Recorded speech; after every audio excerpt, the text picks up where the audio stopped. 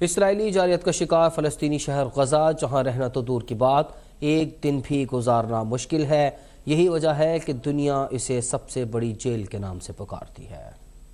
ایک طرف سمندر تو دوسری طرف اسرائیل سے جڑی غیر قانونی سرحدی پٹی، 25 میل لمبے اور 7 میل چوڑے غزہ شہر کو دنیا کی سب سے بڑی جیل کے نام سے بھی جانا جاتا ہے۔ ایسا مقبوضہ علاقہ جس کا اپنی سرحدوں پر کوئی کنٹرول ہے، نہ ہی فضائی حدود پر۔ ایک سرحد مصر سے ملنے کے باوجود یہ علاقہ تجارت اور خارجی معاملات میں بھی آزاد نہیں۔ غزہ پر قبضے اور خود مختاری کی کہانی آج کی نہیں، بلکہ اس کی شروعات جنوری 1915 سے ہی ہو چکی تھی، جب برطانوی لبرل پارٹی کے رہنما ہربرٹ سیمول کا خفیہ میمو دی فیوچر آف فلسطین سامنے آیا، جس کے 33 سال بعد برطانوی شاہی سرپرستی میں مئی 1948 میں غیر قانونی یہودی ریاست کا قیام عمل میں لایا گیا۔ 1949 میں پہلی عرب اسرائیل جنگ کے آغاز پر غزہ مصر کے زیر تسلط تھا۔ 5 جون 1967 کو اسرائیل نے فوجی پیش قدمی کر کے خونریزی کو جنم دیا اور مصر کے ساتھ 6 روزہ جنگ چھیڑ کر غزہ کی پٹی اور مغربی کنارے پر قبضہ کر لیا۔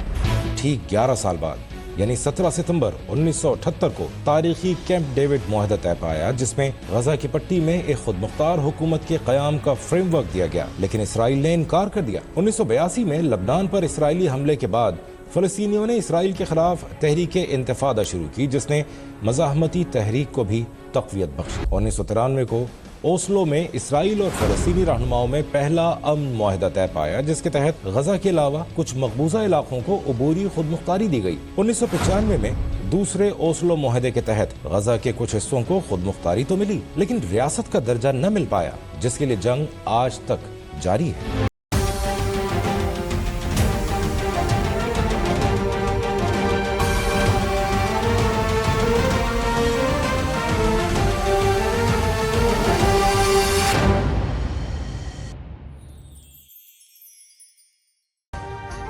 ابھی سبسکرائب کریں تاکہ کوئی خبر رہ نہ جائے۔